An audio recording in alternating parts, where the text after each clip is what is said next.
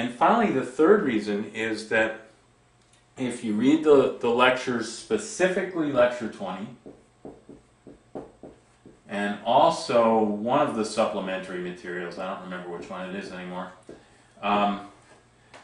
you see in there an expectation on the part of the guide that the old communities were going to thrive and grow and become kind of models for the rest of civilization. And one thing, when I think about lecture 20, which is to me a really foundational lecture, whenever I say the guide expects this or the guide says this, the lecture 20 perspective always informs me that it's not just the guide, it's this whole other parallel spiritual community which has a special interest in us. All right, what lecture 20 basically says is that, on the earth plane, here's the earth, we have this little temple which we're building, which is the Pathwork, and that on the spiritual plane there is a parallel temple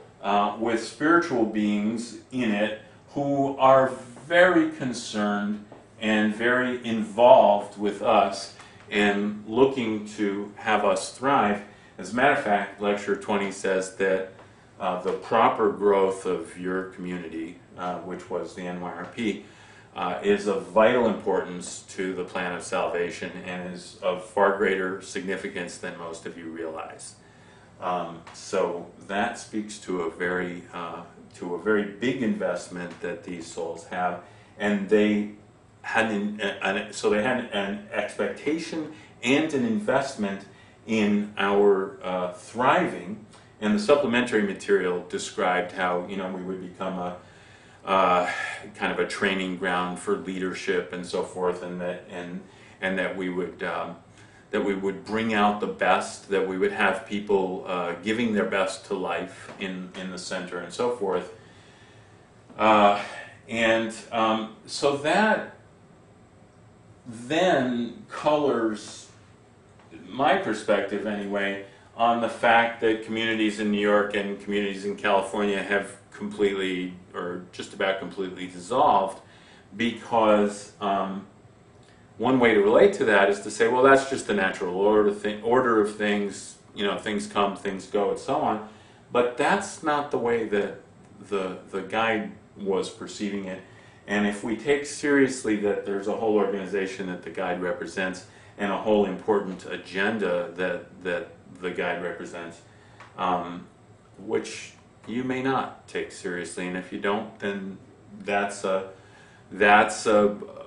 point of kind of disconnection between where I might be coming from and where you might be coming from, because personally I do take all of this really seriously, and I respect that others might not, and I think that's just a point though that we have to underline, that if we take this seriously, then this collapse apparently wasn't really supposed to happen and isn't really welcome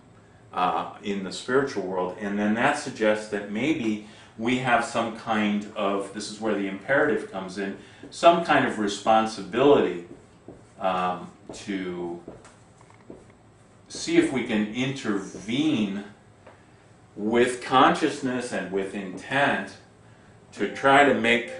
a transition happen here, to try to not continue on the same path, which is perhaps generating temporary eros-filled eruptions of community that then don't have staying power and don't become models for the world. Maybe we have a responsibility to try to make that and turn that into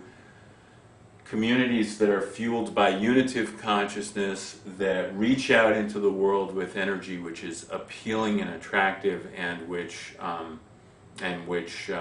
attract people who come with the best parts of themselves to learn how to give the best to life, and to learn how themselves to make this critical transition from the self-centered to the unitive state. And if there is a responsibility here, It might be spoken to in a lecture, it's in the early 50s, called Self-Love, where actually is one of the few places where the guy talks about conflict resolution directly, and he suggests to the groups who are he suggests to the groups who are working at that time that they get together and that they explore what their aims are and what might be happening among them and who might be contributing what to the conflict and so forth. And one of the things that he says to them is try to be aware of the great responsibility that you have in doing this work. You know, what is that responsibility? I think that's something that every one of us might be called upon to think about. To me, the way I understand my own responsibility, it requires me to speak to this. It requires me to speak to my perception that there's perhaps a need for an intentional step at this point to make this institutional transition. So that's the essential direction that I'm going in. I'm going to pause now and let this be the first piece.